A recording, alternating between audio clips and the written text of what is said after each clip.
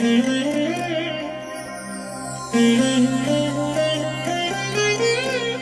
దినం పరము నుండి దిగివచ్చు మాట.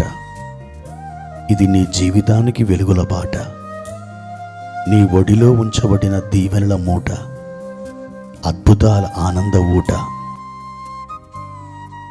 సంవత్సరమంతా మీరు బైబిల్ చదివి ముగించడానికి ఈరోజు మీరు చదవవలసిన లేఖన భాగం ఉదయం పాత నిబంధన నుండి నిర్గమాకాండం 4, 5 మరియు 6 అధ్యాయములు.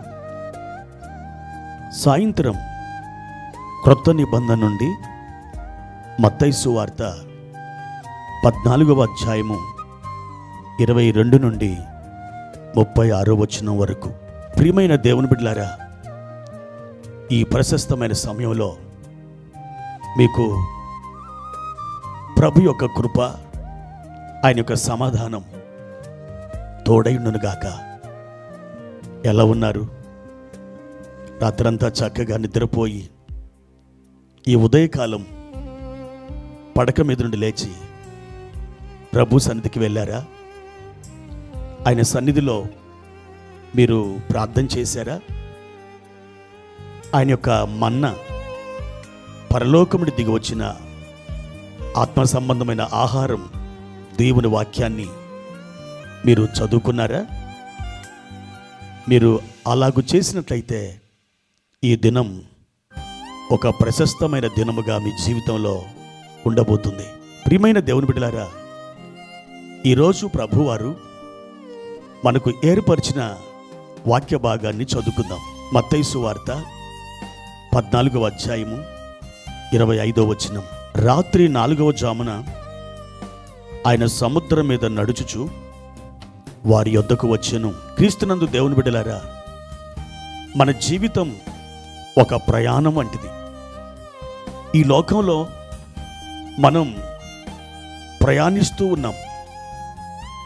అనేక మజిలీలు, అనేక స్టేజీలు దాటుకుంటూ మనం ముందుకు వెళ్తున్నాం.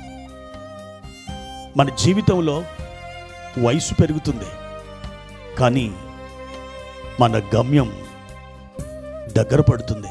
పరిశుద్ధ గ్రంథంలో మన ప్రభు అయిన యేసుక్రీస్తు వారు తన యొక్క 2వ రాకడం గురించి అనేక సార్లు ప్రస్తావించాడు. ఆయన తన యొక్క రాకడ గురించి మాట్లాడుతూ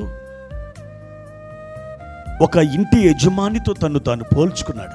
మార్కు సువార్త 13వ అధ్యాయము 35వ వచనంలో ఇలాగూ వ్రాయబడి ఉంది: ఇంటి యజమానుడు ప్రొద్దుగురికి వచ్చునో, అర్ధరాత్రి వచ్చునో, కోడి కుయ్యునప్పుడు వచ్చునో, తెల్లవారినప్పుడు వచ్చునో, ఎప్పుడు వచ్చునో మీకు తెలియదు. ప్రియమైన దేవుని బిడ్డలారా, సాయంత్రం ప్రొద్దుగురింకినది మొదలుకొని, అనగా 6 గంటలు మొదలుకొని 9 గంటల వరకు అది మొదటి జాము. 9 గంటల నుండి 12 గంటల వరకు అది 2వ జాము. 12 గంటల నుండి కోడి కూసే వేళ వరకు, అనగా 3 గంటల వరకు అది 3వ జాము. 3 గంటల నుండి ఉదయం తెల్లవారు వరకు, అనగా సూర్యోదయం అగు వరకు అది 4వ జాము. అంటే రాత్రి యందు 4 జాములున్నాయి.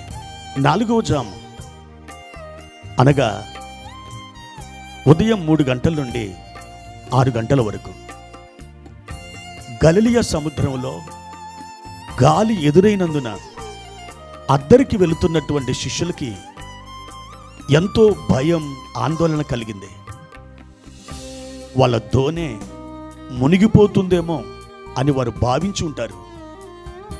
ఆ భయంలో వారు ఉన్నప్పుడు, ప్రియ దేవుని బిడ్డలారా, యేసు ప్రభువారు ఆ సముద్రం మీద నడుచుకుంటూ వస్తున్నారు. అప్పుడు ఏ జామో తెలుసా? 4వ జాము అని పరిశుద్ధ గ్రంథంలో రాయబడింది. 4వ జామున ప్రభు తన శిష్యులని ఎదుర్కోవడానికి వస్తున్నాడు. గాలి యొక్క ప్రభావం వలన వారి దోణి ముందుకు కదలడం లేదు. వారు సుమారుగా 10-11 గంటలు ఆ సముద్రంలో ఎంతో ప్రయాసంతో ఆ దోణిని ముందుకు త్రోస్తూ ఉన్నారు. అయినా కానీ వారి యొక్క ప్రయాసకు ఫలితం దక్కలేదు. ప్రభు అయిన యేసుక్రీస్తు వారు 4వ జామున వారి యొద్దకు ఆ నీళ్ల మీద నడుచుకుంటూ వస్తున్నాడు. బైబిల్ పండితులు సంఘ చరిత్రలో 4 జాములు ఉన్నాయని చెబుతూ ఉన్నారు. మొదటి జాము అది అపోస్తలుల కాలము అన్నారు. 2వ జాము హతసాక్షుల కాలము అన్నారు. 3వ జాము సంస్కరణ కాలము అన్నారు. 4వ జాము దిద్దుబాటు కాలము అన్నారు. అంటే రాకడ దినాలు సమీపిస్తుండగా ఆయన 4వ జామున సంఘములో పనిచేస్తున్నాడు. ఆయన దిద్దుతూ ఉన్నాడు. ఇవి దిద్దుబాటు దినములు. 4వ జామున శిష్యులను ఎదుర్కొన్నటువంటి ప్రభు సంఘ చరిత్రలో మనం 4వ జాముకు చేరుకున్నాం. మనల్ని కూడా ప్రభు దర్శిస్తున్నాడు. ఆయన 4వ జామున శిష్యుల ఎదుట ఒక ఆశ్చర్యమైనటువంటి కార్యం చేశాడు. ఏమిటి ఆ కార్యం? ఆ నీళ్ల మీద నడుచుకుంటూ వస్తున్నాడు. అది ఆశ్చర్యమైన కార్యం. వాస్తవానికి నీళ్ళల్లో అడుగు పెడితే మనం మునిగిపోతాం. కానీ యేసు ప్రభు యొక్క పాదాలని నీళ్లు ముంచలేకపోయినాయి. అంటే అది ఆశ్చర్యం కదా.